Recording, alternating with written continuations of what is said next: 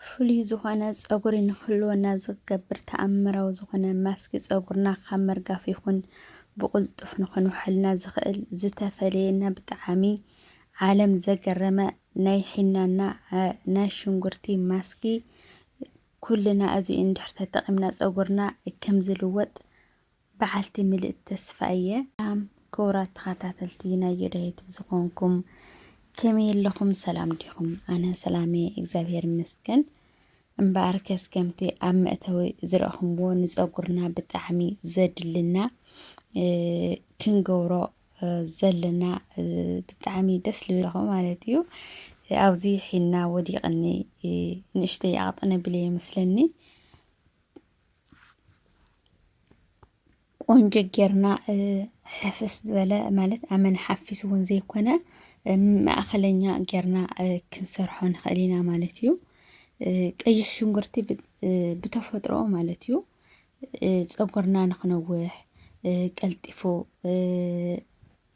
ቀልጢፉ ንኽነውሐልና ይሕግዘልና። ምንታይ ሳልፈር ኣብ ውሽጡ ናይ ሳልፈር ሃፍታም ስለ ዝኾነ ማለት እዩ።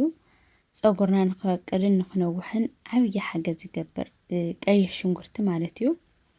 ፀጉርና ብፍጥነት ንኽነውሕ ይገብረልና። ካብ ምርጋፍ እውን ይከላኸለልና። ሰራወሩ ናይ ሰራወርና እውን ቀልጢፎም ንኽበቕሉ ይሕግዝ ማለት እዩ።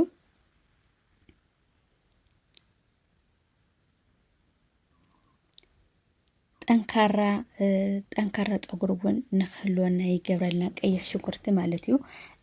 ብዓብዪ ከዓኒ ካብ ምርጋፍ የድሕኖ ማለት እዩ።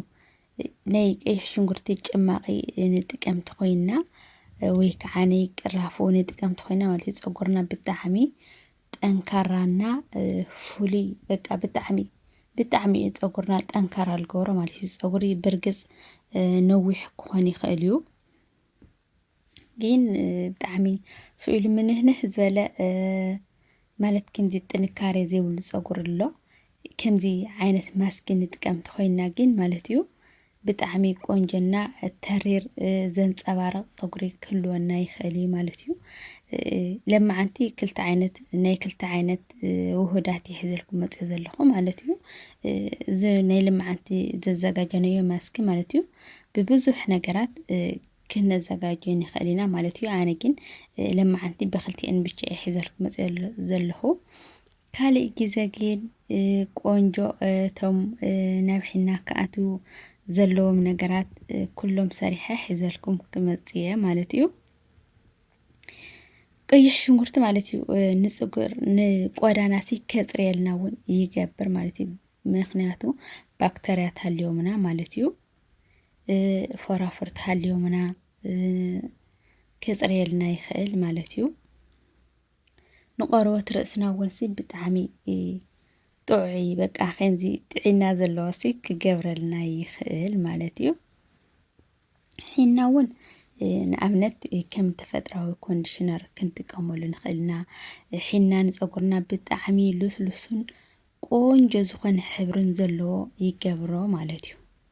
መቸም ሒና ተጥቀምቲ ኮይንካ ካለ ንባዕሉ ፀጉርካ ብጣዕሚ እዩ ጠንካራ ዝኸውን ማለት እዩ። ጠንካራ ክብለኩም ረጒድ ፀጉር ምሽሎ ከምኡ ንኸውን ይገብሮ ማለት እዩ።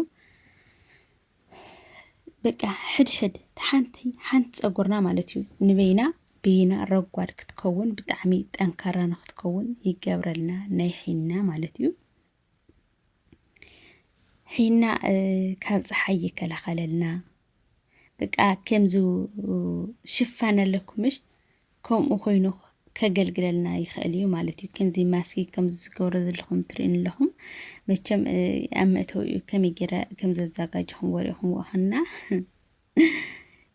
ብደንቢ ጌርኩም ኣዘጋጅኹም ክትጥቀሙ ትኽእሉ ኢኹም ማለት እዩ።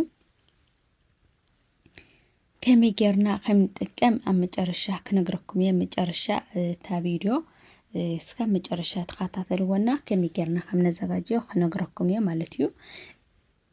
ከምዚ ጌረ ኣነ ከምዚ ትሪእን ኣለኹ እናኸፈልኩ እየ ገይረሉ ማለት እዩ። እናኸፈልኩ ብደንቢ መሰጅ እንዳገበርኩ ክሳብ ጫፉ ማለት እዩ ንምንታይ ስኢልና ብብዙሕ ፀጉር እንዳሃለዎ ስኢልና ግብር ተቢልናዮ ምንም ናብ ውሽጢ እንትንሲ ኣይበፅሕን ማለት እዩ። በቃ ስኢልና ላዕሊ ዳንበር ውሽጡ ኣይንገብረሉ ዘለና ማለት እዩ። ብደንቢ እንዳኻፈልና ክስካብ መጨረሻ መሰጅ እንዳገበርና ክንሰርሖ ኣለና ማለት እዩ። ክንቅባእ ኣለና ኩሉ ግዜ እዛ ከብድና ማለት እዩ። ንኣብነት ሻወር ተሓፂብና ምግቢ ከም ዘድልየና ፀጉርና እውን ቅድሚ ምሕፃብና ማለት እዩ ምግቢ የድልዮ ማለት እዩ። ኩሉ ግዜ ክንሕፀብ ከለና ፀጉርና ዘለና ማስኪ ማለት እዩ ግድን ሒናና ሽንጉርቲ ብቻ ዘይኮነ ዘለኩም ኣቮካዶ ይኹን ናይ ሩዝ ማስኪ ይኹን ናይ ርግኦ ማስኪ ይኹን ብዙሕ ነገራት ናይ እንጣጢዕ ማስኪ ይኹን ብዙሕ ነገራት ማለት እዩ ኣለውና ማስክታት ተጠቒምና ክንሕፀብ ኣለና። ባዶ ክንሕፀቦ ከለና ምንም ብጣዕሚ እዩ ዝበጣጠስ ማለት እዩ። ብጣዕሚ እዩ ዝበጣጠስና ክትሕፀቡ ከለኹም ቅድሚ ምሕፃብና ማስክ ክንጥቀም ኣለና ማለት እዩ። ማስክ እኳ እንድሕር ዘይንረክብ ተኾይንና ቅብኣት ክንገብር ኣለና። ቅብኣት ማለት እዩ ፀጉርና ብጣዕሚ እዩ እንክብካቤ ዘድልዮ ማለት እዩ። ብጣዕሚ ፀጉርና ኣይነውሕን ኢልና ተስፋ ክንቆርፅ የብልና ተተንከባኺብናዮ ግድን እዩ ክነውሕ ማለት እዩ። ከምዛ ተኸዲ ምንክብኻብ ዘድልያ ፀጉርና ለከም እያ። በርግፅ መብዛሕትኡ ሰብ ዋይ ተፈጥሮ እዩ ይብል፣ ግን ከዓኒ እቲ እግዚኣብሔር ኣምላኽ ንዝሃበካ ተፈጥሮሲ ተንከባኺብካ ክትሕዞ ከለኻ ማለት እዩ ዝበለፀ ፅቡቕና ቆንጆ ይኸውን ማለት እዩ። ኣይ በቃ እግዚኣብሔር ዝሃበኒ እዩ ኣይ ቆንጆ ይኮነይ ምናምን ኢልና ሱቕ ንብል ተኾይንና ግን ባዓልትና ንዝተዋሃበና ነገር ነባላሽዎ ኣለና ማለት እዩ። እና ማስኪ ኩሉ ግዜ ክንጥቀም ኣለና። እንተወሓደ ቢያንስ ኣብ ሰሙን ሓደ ግዜ ክንጥቀም ኣለና ማለት እዩ። ከመይ ጌርና ከም ነዘጋጂ ክነግረኩም እየ ማለት እዩ። መጀመርያ ሽንጉርቲ ነዘጋጂ ማለት እዩ። እዚ ሽንጉርቲ ንጥሕኖና ማይ እዩ ዘድልየና ኣብዚ ማለት እዩ። ቤተሰብ ማይ ኢና ክንጥቀም ኣለና። ንጥሕኖ ካብኡ ናብዚ ደረቅ ሒና ማለት እዩ ናብኡ ጌርና ብደንቢ ኣዋሂድና ማለት እዩ። ብደንቢ ክነዋሃዶ ኣለና ክነሓወሶ ከለና ብደንቢ ክወሃድ ኣለዎ ማለት እዩ። ብደንቢ ምስ ኣዋሃድና ክንፀንሖ ኣለና። ወዲያው ክንገብሮ የብልናን ክነቕምጦ ኣለና ማለት እዩ። ቢያንስ ተገደደ ንሓደ መዓልቲ ክነቕምጦ ኣለና ማለት እዩ። ድሕሪኡ ከምዚ ኣነ ገይረዮ ነይኹም ተቐቢአዮ ነይኹም ደንቢ ገይረ ተቐቢአዮ ነይኹም ትሪእዎ ኣለኹም። ከምዚ ጌርኩም ብደንቢ ጌርኩም ክትቅብእዎ ኣለኩም ማለት እዩ። እንተወሓደ ማለት እዩ ን30 ደቂቓ ተዘይኮይኑ ግን 2 ሰዓት ሓደ ፈረቓይ ኣብ ፀጉርና ክነፅንሖ ኣለና ማለት እዩ። ኣፅኒሕና ድማ ብደንቢ ብሻምቦና ኮንዲሽነር ክንሕፀቦ ኣለና ማለት እዩ። ከምዚያ ጌርኩም ቆንጆ ጌርኩም ኣዘጋጅኩም ኣብ ሰሙን ሓደ ግዜ እንድሕር ተጠቒምኩምዋ ብርግፅ ማለት እዩ ከም ትፈትዋ እርግፀኛ እየ።